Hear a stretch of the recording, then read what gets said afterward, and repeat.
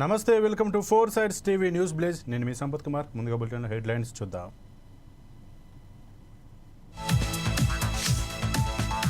మంచిర్యాలలో CM పర్యటన, young India స్కూల్కు శంకుస్థాపన.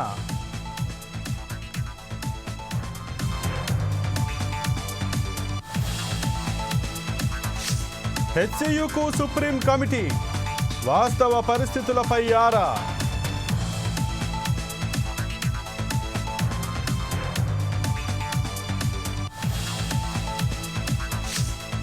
కేసులకు భయపడే వాళ్ళం కాదు, ప్రభుత్వ తీరుపై క్రిషాంక్ ఆగ్రహం.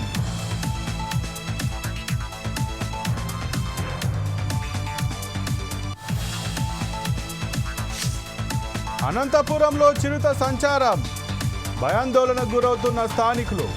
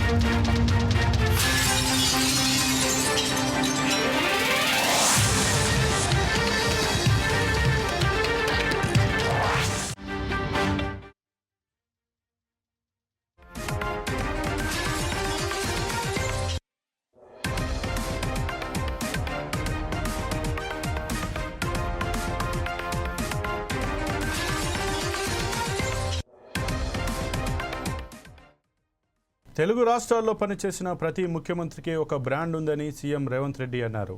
తన brand young India police school అని స్పష్టం చేశారు. రంగారెడ్డి జిల్లా మంచిర్యాలలోని గ్రేహౌండ్స్ క్యాంపస్ సమీపంలో నిర్మించిన యంగ్ ఇండియా పోలీస్ స్కూల్ను సీఎం ప్రారంభించారు. త్వరలో ప్రభుత్వ స్కూళ్లలో కూడా ఫ్రీ స్కూల్ విధానం ప్రారంభిస్తామని అన్నారు. ఈ కార్యక్రమంలో మంత్రి శ్రీధర్ బాబు, ఎంపీ కొండా విశ్వేశ్వరరెడ్డి, పలువురు అధికారులు పాల్గొన్నారు. అంతకుముందు క్లాస్ రూమ్లను సీఎం పరిశీలించారు. కాసేపు గ్రౌండ్లో పిల్లలతో కలిసి ఫుట్బాల్ ఆడి ఉత్సాహం నింపే ప్రయత్నం చేశారు. కిలో బియ్యం 2 రూపాయలకే ఇచ్చిన ఘనత ఎన్టీఆర్ది, ఐటీని అభివృద్ధి చేసిన ఘనత చంద్రబాబుది, ఆరోగ్యశ్రీని తీసుకొచ్చిన ఘనత వైఎస్ఆర్ది. అలాగే యంగ్ ఇండియా పోలీస్ స్కూల్ అనగానే అందరికీ తానే గుర్తొస్తానని అన్నారు. మరికొందరు తెలంగాణ ఉద్యమాన్ని తమ బ్రాండ్గా చెప్పుకొని పైశాచిక ఆనందం పొందుతున్నారని విమర్శించారు. ఆనాడు నిర్మించిన సాగునీటి ప్రాజెక్టులే ఈ దేశం ఆకలి కేకల నుంచి ప్రపంచానికే ఆహార ధాన్యాలను అందించే స్థాయికి ఈరోజు ఈ దేశం అభివృద్ధి చెందింది అంటే ఆనాటి మొట్టమొదటి ప్రధానమంత్రి ఒక గొప్ప ఆలోచన చేసి ఒక దార్శనికత చూపించడంతో ఈరోజు ప్రపంచ దేశాలతో పోటీ పడగలుగుతుంది.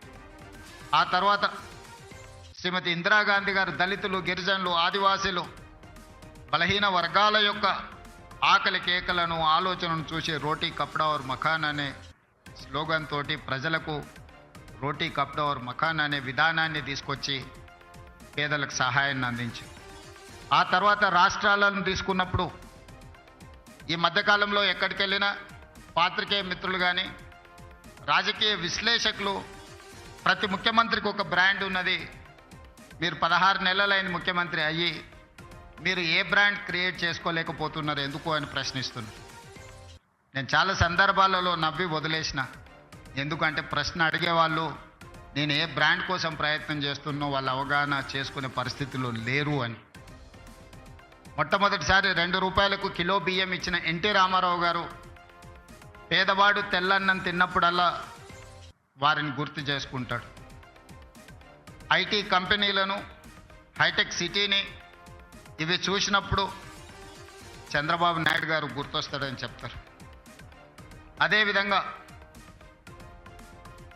జలయజ్ఞం వ్యవసాయాన్ని ప్రాధాన్యతగా తీసుకొని ఉచిత కరెంటు నుంచి సాగునీటి ప్రాజెక్టుల వరకు రైతుల సమస్యలను చర్చించినప్పుడు రైతు బాంధవుడుగా డాక్టర్ వైఎస్ రాజశేఖర రెడ్డి గారు గుర్తొస్తారు. సరే, ఇంకొంతమంది కొన్ని రకాలుగా కొన్ని బ్రాండ్స్ క్లెయిమ్ చేస్తూ ఉంటారు ఉద్యమకారులమని. తెలంగాణ ప్రదాతలం అని వాళ్ళ గురించి నేను పెద్దగా చర్చించదలుచుకోలేదు. మరి మీరు ఏ బ్రాండ్ లేకుండానే అన్నోటీస్డ్ చీఫ్ మినిస్టర్గా మీరు రావడం పోవడం జరుగుతుందా అని చెప్పి విశ్లేషకులు శ్రేయోభిలాషులు అడుగుతున్నారు. నేను ఒక మాట చెప్పదలుచుకున్న ఈ వేదిక మీద నుంచి విశ్లేషకులకు విమర్శకులకు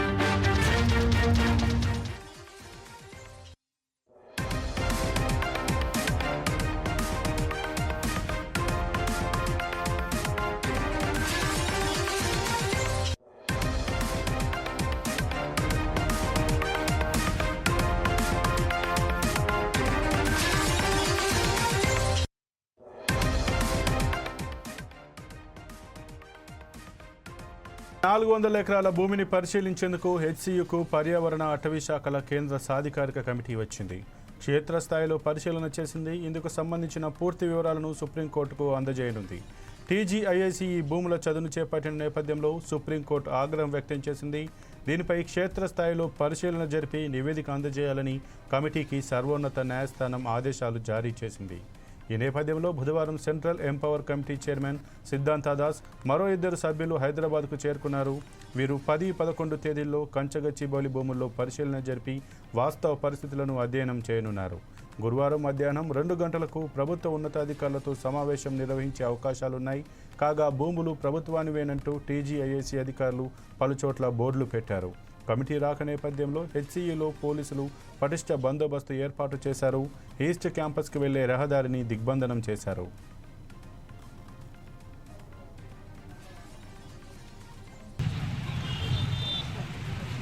ఈరోజు సుప్రీంకోర్టు సెంట్రల్ ఎక్స్పర్ట్ ఒక కమిటీని మనకు పంపించింది. ఆ కమిటీ ఈరోజు మన హెచ్సియుకి ఫీల్డ్ విజిట్కి వచ్చారు. వాళ్ళ వచ్చి ఆ భూముల్లో నిజంగా అడవి ఉందా లేదా అటవీ భూములా కాదని నిజ నిర్ధారణ చేయడానికి వచ్చారు. ఇంతకుముందు హైకోర్టు రిజిస్టర్ వచ్చినప్పుడు కూడా మేము వెళ్ళాం. మమ్మల్ని అలౌ చేయకపోయినా మా కాంటాక్ట్స్ ద్వారా మేము వాళ్ళని కలిసి వాళ్ళ క్యాంపస్ మొత్తం తిప్పి చూపించడం జరిగింది. ఇప్పుడున్న ఈ ప్రభుత్వం ఏంటంటే ఈ ఎస్కలేషన్స్ వల్ల మేము ఈరోజు వచ్చిన సెంట్రల్ ఎక్స్పర్ట్స్ ప్యానల్ని కలవడానికి వెళ్తుంటే మమ్మల్ని ఆపేస్తున్నారు. మేము వాళ్ళకు వెళ్ళి మా మొత్తం క్యాంపస్ మొత్తం తిప్పి నిజంగా ఇక్కడ అడవి ఉందా లేదా వన్యప్రాణులు ఉన్నాయా లేవా అని చూపించడానికి మేము వెళ్తుంటే మమ్మల్ని వెళ్ళనివ్వకుండా వాళ్ళని కలుసుకొనివ్వకుండా చాలా ఆటంకాలు క్రియేట్ చేస్తున్నారు. ఈరోజు మనం చూసుకుంటే మన తెలంగాణ గవర్నమెంట్ ఆర్డర్ 23 ప్రకారం 2 హెక్టార్ల పైన ఏదైనా భూమి ఉన్నా ఆ భూమిలో ఏదైనా చెట్లు కొట్టాలంటే అటవీ శాఖ పర్మిషన్ తీసుకోవాలని పక్కా చెప్పారు. మరి అంత పకడ్బందీగా ఫాలో అవుతున్నప్పుడు హెచ్సియులో 150 ఎకరాలను కొట్టారు. ఆ 150 కొన్ని సర్వేలు రిపోర్టుల ప్రకారం ఆ 150 ఎకరాల్లో 1,00,000 చెట్లు ఉన్నాయి. సుమారు 1,00,000 చెట్లని ధ్వంసం చేశారు. అలాగే వన్యప్రాణి సంరక్షణ చట్టం 1972 ప్రకారం నెమలనే కాదు కనీసం నెమలి తాలూకా గుడ్డుని మనం ధ్వంసం చేసినా సరే 3 సంవత్సరాలు కటకటాలు పాలవలసి వస్తుంది. ఇప్పుడు ఆ 150 ఎకరాల్లో ఎన్నో నెమల గూడ్లు కానీ వాటి ఆవాసాలు కానీ ఎన్నో రకాల నెమళ్ళు సుమారు 1,500 జింకలు ఉన్నాయి ఈ క్యాంపస్లో. వాటి ఆవాసాలు అన్నీ అయ్యాయి. వాటన్నింటినీ ఆవాసాలను నాశనం చేశారు. పైగా ఈ గత 3 రోజుల్లో చాలా జింకలు చనిపోవడం జరిగింది. వాటి నెమలు కానీ జింకలు కానీ వాటి ఆవాసాలు కోల్పోవడం వల్ల అవి ఈ రోడ్లపైకి రావడం వల్ల ఈ కుక్కలు ఇవి వాటిపైన అటాక్ చేయడం వల్ల రోడ్లపైకి రావడం సెవరల్ యాక్సిడెంట్స్ జరగడం వల్ల చాలా నెమలు కానీ జింకలు కానీ చనిపోవడం జరిగింది. వాటికి రాష్ట్ర ప్రభుత్వం బాధ్యత తీసుకుంటుందా? వాటికి ఎవరు సమాధానం చెప్తారు? రోజు సుప్రీంకోర్టు సెంట్రల్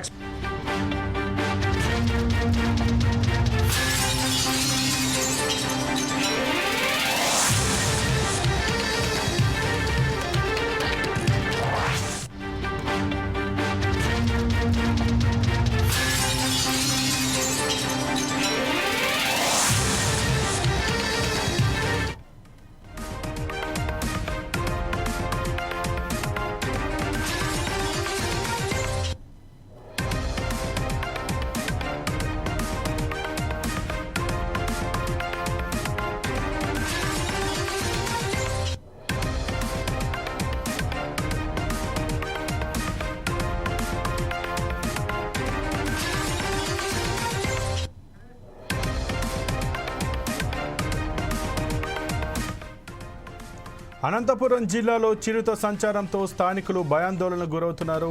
ఉరవకొండ నియోజకవర్గం వజ్రకరూరు మండలం పీసీ ప్యాపిలి కొండపై బుధవారం చిరుతపులి సంచారంతో గ్రామస్తులు భయాందోళన చెందుతున్నారు. పీసీ ప్యాపిలి గ్రామ రైతులకు చెందిన దాదాపు 7 గొర్రెలను, మేకలను చిరుతపులి ఎత్తుకొని వెళ్లినట్లు గ్రామస్తులు తెలిపారు. చిరుత సంచారం ప్రాంతంలో ప్రజలు వెళ్లాలంటే జంకుతున్నారు. ఇప్పటికైనా అటవీ శాఖ అధికారులు చిరుత సంచారంపై ప్రత్యేక నిఘా ఉంచాలని కోరుతున్నారు.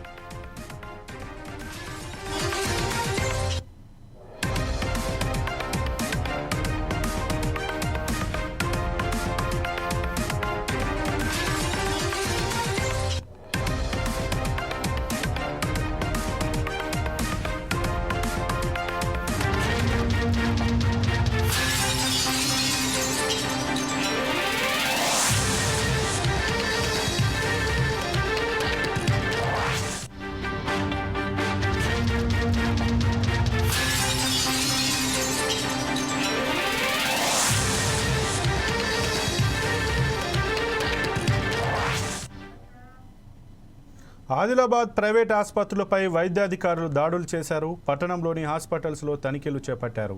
ఆసుపత్రుల్లోని రేట్ చార్ట్, రికార్డులు, ఫైర్ సేఫ్టీ, లైసెన్స్, డాక్టర్ల సర్టిఫికెట్లను పరిశీలించారు. ఆయా ఆసుపత్రుల్లో కల్పిస్తున్న సౌకర్యాలు, ఇతరత్ర అంశాలపై ఆరా తీశారు. నిబంధనలు పాటించని ఆసుపత్రులపై చర్యలు తప్పవని డిఎంహెచ్ఓ నరేందర్ రాథోడ్ హెచ్చరించారు. వేసవి నేపథ్యంలో ముందస్తు జాగ్రత్తగా ఫైర్ సేఫ్టీ సరిచేసుకోవాలని డిఎంహెచ్ఓ సూచించారు.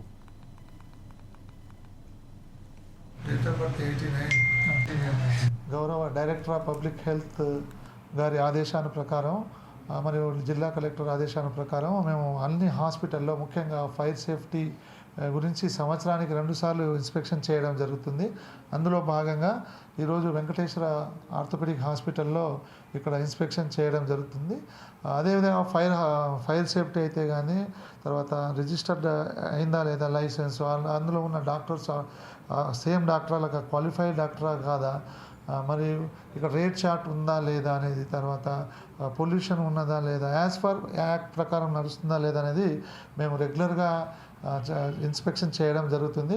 ఈ సందర్భంగా ఈ రోజు నుంచి మరి కంటిన్యూ మా దగ్గర అన్ని ఎస్టాబ్లిష్మెంట్స్ హాస్పిటల్ రిజిస్టర్ అయి ఉన్నాయో వాటన్నిటికీ మేము ఇన్స్పెక్షన్ చేయడం జరుగుతుంది. ఎక్కడైతే ముఖ్యంగా ఫైర్ సేఫ్టీ కానీ తర్వాత ఎవరైతే ఈ వైలెంట్ చేస్తారో వాళ్ళ మీద చట్టపరమైన చర్య తీసుకుంటాం కఠినంగా.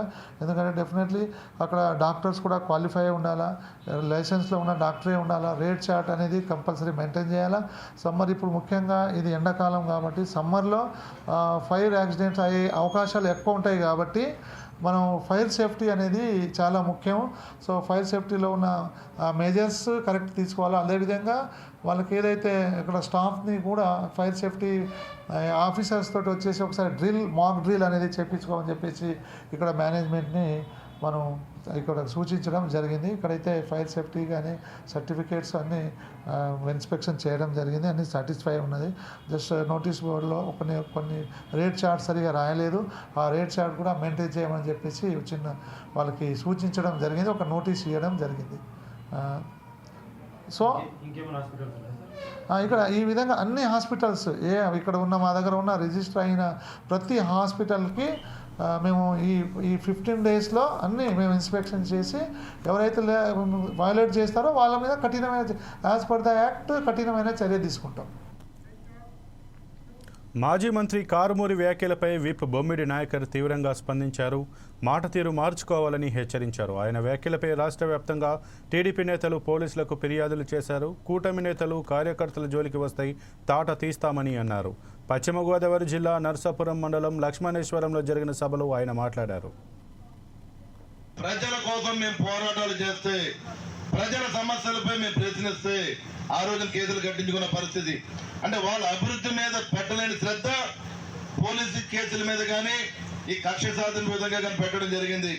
ఆ రోజు చూడండి మీ శాసనసభలో ఆ రోజు నాయకులు ఏ రకంగా మాట్లాడుకునే తీరు మనందరూ కూడా చూసాం. మరి ఈ రోజున శాసనసభలో మరి ముఖ్యమంత్రి గారి నాయకత్వంలో, అదే చంద్రబాబు నాయుడు గారి నాయకత్వంలో ఎంత గౌరవంగా సభలో ప్రజల సమస్యల కోసం డిబేట్ జరుగుతున్నా కూడా మీరు అందరూ ఆలోచన చేసుకోవాలి. మరి ఆ రోజున 5 సంవత్సరాలు కూడా మేము అవ్వచ్చు, ముఖ్యమంత్రి గారు అవ్వచ్చు, డిప్యూటీ ముఖ్యమంత్రి గారు అవ్వచ్చు, 3 పార్టీల నుండి కార్యకర్తలు కానీ వివిధ రకాలైన సరే అవమానాలు పడ్డాం. ఆరోపణలు ఎదుర్కొన్నాం, కేసులు కట్టించుకున్నాం. మరి ఈ రోజున మీ అందరి ఆశీస్సులతో ఇవాళ మీ అధికారంలో రావడం జరిగింది.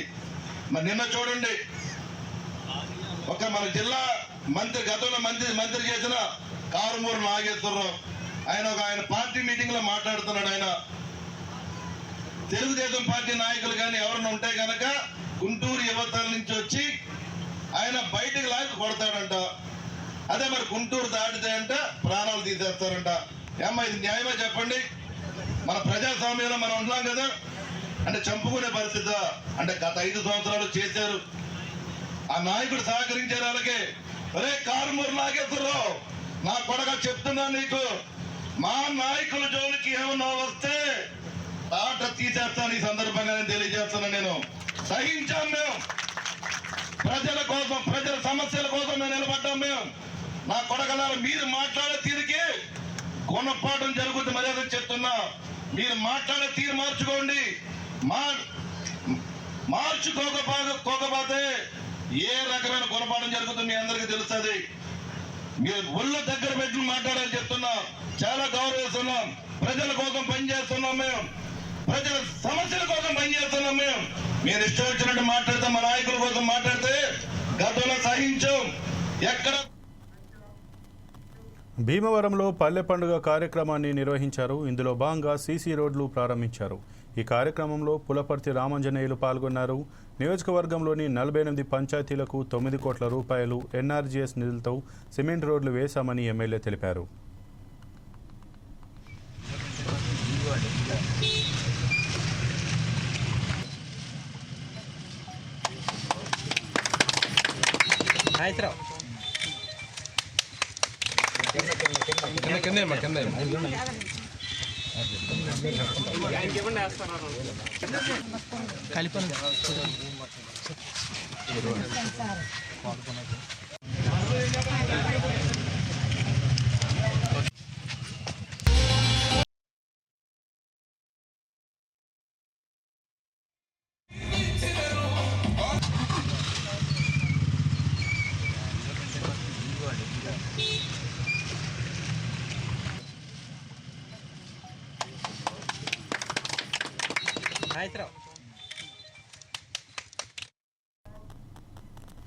నెల్లూరు ముంబై జాతీయ రహదారిపై తమ షెడ్డును పడగొట్టారని షబ్బీర్ అనే వ్యక్తి ఆవేదన వ్యక్తం చేశాడు. పడమటి నాయపల్లి లింక్ రోడ్ దగ్గర సర్వే నెంబర్ 36లో తనకు పట్టా కలిగిన 5 సెంట్ల పొలంలో రేకుల షెడ్డు నిర్మించుకున్నారని తెలిపాడు. ఇది ఓర్వలేని కొందరు తన మీద కేసులు పెట్టించి పడగొట్టించారని అన్నారు. ఈ విషయంపై కలెక్టర్కు ఫిర్యాదు చేసినట్లు చెప్పారు.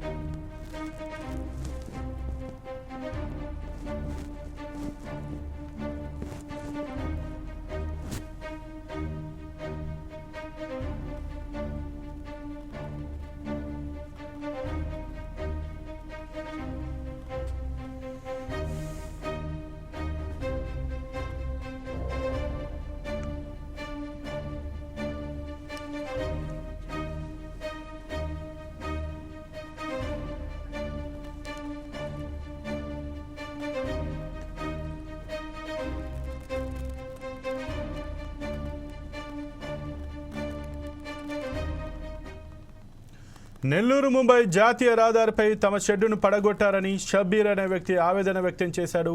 పడమటి నాయపల్లి లింక్ రోడ్డు దగ్గర సర్వే నెంబర్ 36లో తనకు పట్టా కలిగిన 5 సెంట్ల పొలంలో రేకుల షెడ్డు నిర్మించుకున్నానని తెలిపాడు. ఇది ఓర్వలేని కొందరు తన మీద కేసులు పెట్టించి పడగొట్టించారని అన్నారు. ఈ విషయంపై కలెక్టర్కు ఫిర్యాదు చేసినట్లు చెప్పారు.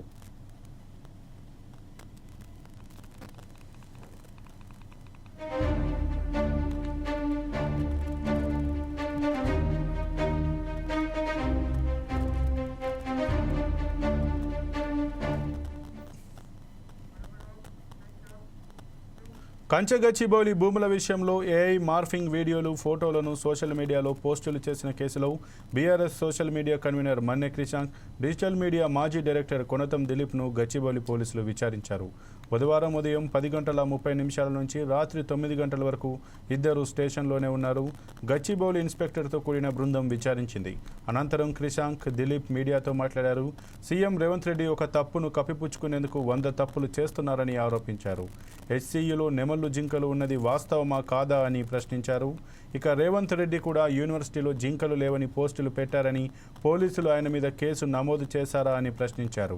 10,000 కోట్ల స్కామ్ బయటికి రాకుండా సీఎం డైవర్షన్ పాలిటిక్స్ చేస్తున్నారన్నారు.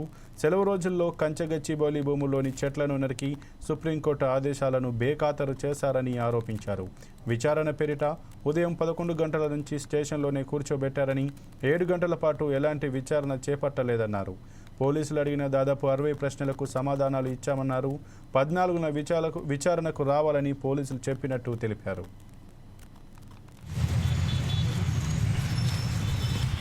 కేటీఆర్ గారిని లాగుదామా, కేసీఆర్ గారిని లాగుదామా అని ఎవరైనా మీకు పంపించిర్రా అంటే చెప్పినాం. విద్యార్థులు ఏదైతే హైదరాబాద్ సెంట్రల్ యూనివర్సిటీలో మీ లాఠీ దెబ్బలతోని గాయపడిన విద్యార్థులు ఉన్నారో వాళ్ళందరూ పెట్టిన దాన్ని మేము పెట్టినాం.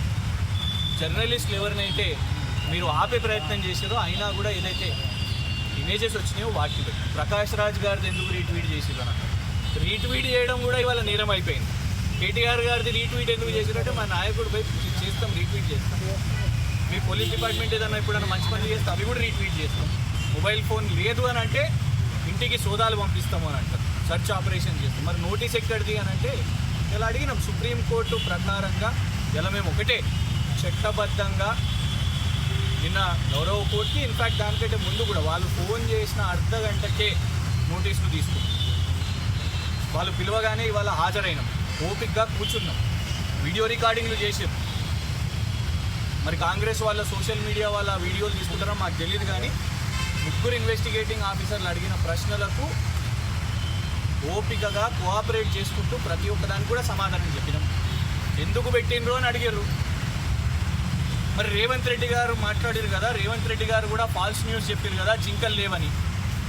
ఇలా మాకు లోపటి ఉంటే సమాచారం వస్తుంది, అందరూ మాట్లాడుకుంటున్నారు. కానీ పాపం వీళ్ళందరూ కూడా డ్యూటీ అక్కడ చేయలేకపోతున్నారు గచ్చిబౌలి వాళ్ళు. ఎందుకంటే డీసీపీ గారు ఇక్కడనే ఉన్నారు, ఏసీపీ గారు ఇక్కడనే ఉన్నారు, సిఐ గారు ఇక్కడనే ఉన్నారు, 3 ఎస్ఐలు మమ్మల్ని విచారణ చేపిస్తున్నారు, మొత్తం మా పని మీదనే ఉన్నారు. 3వ జింక చనిపోయిందంట పాపం. కానీ ఎవరు చంపుతున్నారో ఎట్లా చనిపోయిందో వాళ్ళ మీద ఏమైనా కేసు వేసిరా? చెట్లు నరికిన తర్వాత 3 జింకలు ఎటు పోవాలన్నా, గోపానపల్లి దిక్కు పోవాలన్నా, ఇంకేటన్నా ఉరకాలన్నా, ఎటు దిక్కు పోవాలనో అర్థం కాని జింకలను ఇవాళ రేవంత్ రెడ్డి గారు పంపించిన కుక్కలు చంపేస్తున్నాయి. మరి వాటి మీద ఏమైనా కేసు అయిందా? సల్మాన్ ఖాన్ అనే నటుడు ఒక జింక మీద వేట చేసిండని ఆయన మీద 30 సంవత్సరాల నుంచి కేసు నడుస్తున్నది. మరి ఇక్కడ 3 జింకలు ఇప్పుడు చనిపోతే దానికి బాధ్యులు ఎవరు? దాని మీద విచారణ జరగాలి కదా. జింకల ఫోటోలు పెడితేనే, జింకలు చనిపోతున్నాయని ఫోటోలు పెడితేనే కేసులు అయితే మరి జింకలు ఎవరి కారణం వల్ల చనిపోతుంది? మేమన్నాం జింకలు ఉన్నాయని, మమ్మల్ని కాదండి, సుప్రీంకోర్టు జడ్జి గారు పంపించిన అంటే మరి 10,000 కోట్లు ఐసిఐసిఐ బ్యాంక్ దగ్గరికి వెళ్ళి ఆల్రెడీ తీసుకున్నారు కదా. ధరలను కూడా పెంచి తర్వాత తగ్గించి 75 అని చెప్పి మళ్ళీ తర్వాత 52, ఇలా తేడా చూసుకుంటే 10,000 కోట్లు. దీని గురించి చర్చిస్తలేరు. అసలు ఇది పెద్ద ల్యాండ్ స్కాము, దాని చర్చ జరగొద్దు. ఇందులో 10,000 కోట్లు ఎందుకు తగ్గినాయి? ఆల్రెడీ ఐసిఐసిఐ బ్యాంక్ దగ్గర ఒక అడవిని ఇలా సుప్రీంకోర్టు కేసు దేని మీద పెట్టింది? పేరు కంచగచ్చిబౌలి ఫారెస్ట్, దాని పేరు మీద ఇవాళ కేసు నడుస్తుంది. తప్పులు చేస్తున్నట్టు కనబడుతుంది ఈ కేసు విషయంలో. భద్రాద్రి కొత్తగూడెం జిల్లా అశ్వాపురం మండలంలోని రామచంద్రపురంలో 2 ఎకరాల భూ వివాదంలో ఉద్రిక్తత నెలకొంది. సారపాక టీఎన్టీయూసీ నాయకులు హరిప్రసాద్ అనుచరులపై, అతని కారుపై కాంగ్రెస్ వర్గీయులు దాడి చేశారని వారు ఆరోపించారు.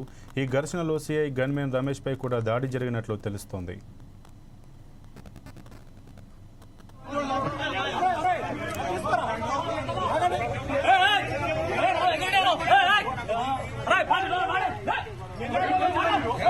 జరిగిన దౌర్జన్యాన్ని మీకు సమాచారం అందినమ్మటే మీరందరూ కూడా జరిగిన దౌర్జన్య సంఘటన గురించి పూర్తి వివరాలు తెలుసుకోవడానికి విచ్చేసినటువంటి మీ అందరికి కూడా ప్రత్యేకమైన ధన్యవాదాలు తెలియజేసుకుంటూ మా కుటుంబానికి మా నాన్నగారి పేరు మీద రామచంద్రపురం గ్రామంలో అచ్చాపురం మండలం రామచంద్రపురం గ్రామంలో వ్యవసాయ భూమి కలదు. అట్టి భూమిని మేము కన్వర్షన్గా కూడా చేయించి ఇండస్ట్రీగా కూడా మార్చడం జరిగింది. అట్టి భూమిలో దీనిలో గవర్నమెంట్ ల్యాండ్ ఉందని చెప్పేసి కొంతమంది తప్పుడు ప్రచారం జరిపించగా కోర్టు వారిని ఆశ్రయించి కోర్టు ద్వారాగా మాకు క్లియర్ కట్గా అది క్లియర్ ల్యాండ్ ఫెన్సింగ్ వేసుకోమని హైకోర్టు ఆర్డర్ ఇవ్వడం జరిగింది.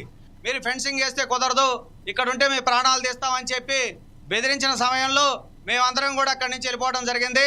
అప్పటికి పోలీసు వారు సిఐ గారు వచ్చారు. సిఐ గారు వచ్చి మీరు ఎటువల్ల అటు వెళ్ళిపోండి, మీరు ఏదన్నా ఉంటే మీరు స్టేషన్కి వచ్చి మీ కాగితాలు ఇరువురు కూడా కాగితాలు చూపించి ఎవరు ఆర్డర్ ఉంటే వారికి మేము సహాయ సహకారాలు ఇస్తాం, లా అండ్ ఆర్డర్ ప్రాబ్లం కానివద్దంటే వారి మాటను అనుసరించి మేము అశాపురం స్టేషన్కి వస్తూ ఉంటే దారి మధ్యలోనే అక్కడే అడ్డగించి ఏనుగు కృష్ణారెడ్డి, మాసిరెడ్డి వెంకన్న వీరిరువురు కూడా మా మీద భౌతికంగా దాడి చేయడమే కాకుండా నా కారు అద్దాలు కూడా తీవ్రంగా గాయపరుస్తూ అక్కడే ఉన్నటువంటి మా మిత్రుడు సత్యనారాయణ గారి మీద వారి మీద కూడా దౌర్జన్యంగా ఉంటూ అడ్డు వచ్చినటువంటి పోలీసు వారి మీద కూడా దౌర్జన్యం చేసినటువంటి అతి కిరాతమైన దుండగులు వీరు. ఆ వీడియోలన్నీ కూడా ఇప్పుడు నేను చూస్తూ ఉంటే అక్కడ ఏం జరిగిందో మేము ఇక్కడికి వచ్చేసరికి అక్కడ జరిగిందంతా కూడా ఈ రోజు నాడు అన్ని గ్రూపుల్లో వస్తూ ఉంది. అంటే పోలీసు వారంటే కూడా భయం లేదు, న్యాయ వ్యవస్థ మీద భయం లేదు, చట్టం మీద భయం లేదు. ఆ యొక్క భూమికి సంబంధించి వారికి ఎటువంటి హక్కు ఉన్నా మేము వదిలేయడానికి సిద్ధంగా ఉన్నామని చెప్పి తెలియజేస్తూ ఉన్నాం. గతంలో ఇదే విధంగా జరిగినప్పుడు అప్పుడున్న డిఎస్పీ గారు, ఎంఆర్ఓ గారు, ఆర్ఐ గారు, సర్వేర్ గారు వచ్చి ఒక ఒప్పంద పత్రం రాసుకొని ఉన్నాం. ఆ ఒప్పంద పత్రం ప్రకారం ఆ రోజు నాడు ల్యాండ్ సర్వే చేసి ఆ ల్యాండ్ మాదని తేలితే మేము తీసుకోవాలి, మాది కాదని తేలితే వదిలేస్తామని చెప్పి ఒప్పందం. నెల్లూరులో మహబూబ్ ఖాన్ పార్కును ఆధునీకరించారు. దీన్ని మంత్రి పొంగూరు నారాయణ ప్రారంభించారు. ప్లే ఎక్విప్మెంట్ వద్ద చిన్నారులతో మంత్రి ఆటలాడారు. సిటీ నియోజకవర్గంలోని 17 మందికి 16,81,525 రూపాయల సీఎం సహాయ నిధి చెక్కులు మంత్రి పంపిణీ చేశారు. అనంతరం వీఆర్ హైస్కూల్ ఆధునీకరణ పనులను మంత్రి పరిశీలించారు.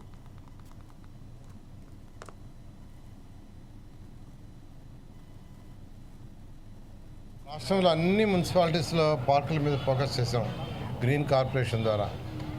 సరే, నెల్లూరులో ఎమ్మెల్యేగా నేను కూడా ఫోకస్ చేసి ఏదైతే పార్కులు ఆల్రెడీ ఉండే వాటి పునరుద్ధరణ దాన్ని ప్రారంభించాం. పిల్లలకి 23వ తేదీ నుంచి సెలవులు, ఏప్రిల్ 23 నుంచి సెలవులు అయినప్పుడు పిల్లలు ఎక్కువగా ఆడుకోవడానికి ప్రిఫర్ చేస్తారు. అందుకే అధికారులకు ఏం ఆదేశించానంటే 23వ తేదీ లోపల ఉన్న పార్కులన్నింటినీ అప్డేట్ చేయండి అన్నాను. ఆ నేపథ్యంలో మొదలుపెట్టారు. మొట్టమొదటిగా కలెక్టర్ ఆఫీస్ పక్కనుండే మహబూబ్ ఖాన్ పార్కుని చాలా చక్కగా దిద్దారు.